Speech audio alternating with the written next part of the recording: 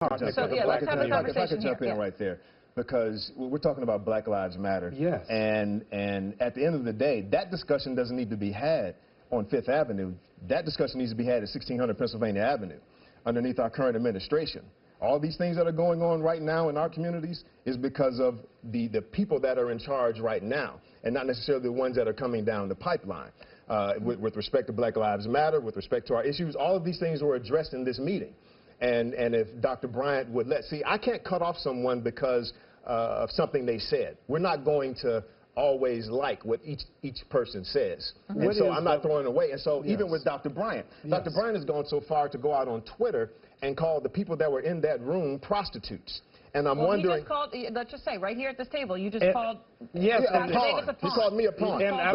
But he called them a prostitute and said that we're using our pulpits as polls. Yes. Okay. Right, so I'd like to give a redress. I'm wondering if the women in that room, the female pastors in that room, appreciate being called prostitutes, and I'm wondering if their husbands, in fact, agree with being called prostitutes. I want to apologize because prostitutes get money, and the 100 that went in there walked away with nothing.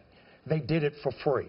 So there's another word for that, and I would not use that language on the family channel. What I would suggest is that you couldn't find 100 white pastors to do the endorsement, not 100 rabbis, not 100 imams. But you can find whenever it is that there's poverty, wherever there's poverty, you can always find a capitalist who will always exploit poor people who are privileged just to be in the room. He's glad to be in the room with no policy and no promise. This from the guy that's a relevant town. Okay. Yes. And so in that regard, we're not there for relevance. The first couple of meetings were in private, but then someone inadvertently put a flyer out, and then Dr. Bryant because that's what he does, he grabs the flyer and takes it out into Twitterverse. And so he even used the term that Donald Trump is the devil and we're meeting with the devil. I never said that. You said, of course, he probably took the tweet down. But here's what I'm saying, that if he's the devil, I'm wondering when did he become the devil?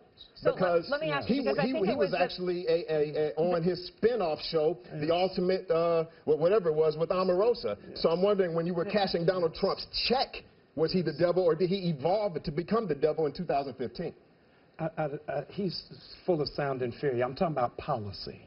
What is the policy? Exactly. Let's get out of chatter and into policy. That African Americans are marginalized, are manipulated, and not a part of the economic structure?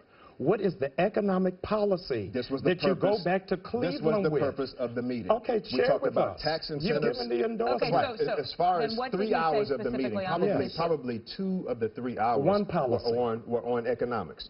It was with respect to tax incentives to bring businesses into the inner city because poverty is our issue.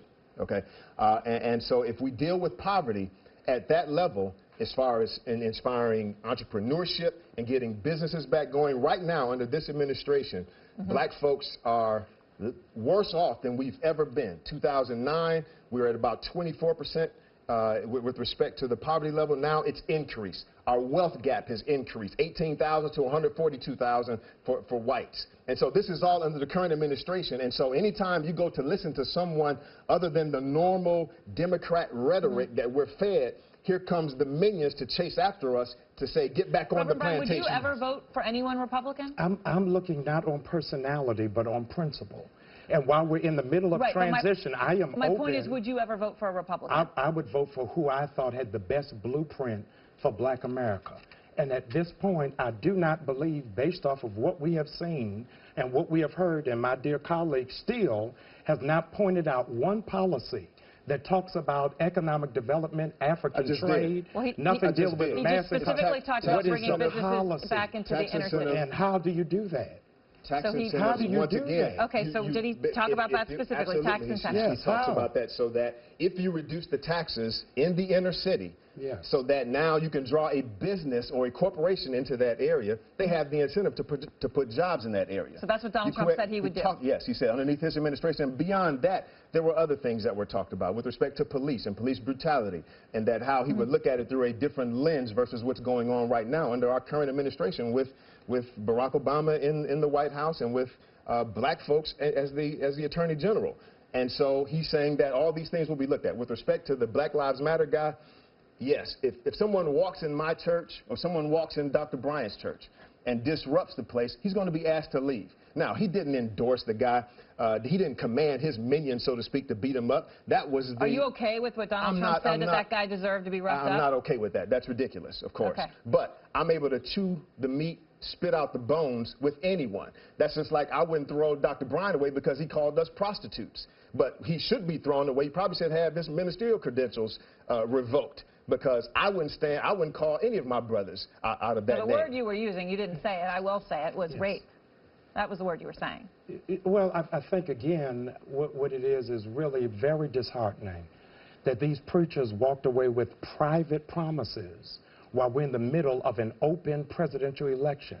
The policies that were discussed behind closed doors need to, in fact, be open when he gets to Macon this evening to talk about what he wants to do for urban renewal and inner city development.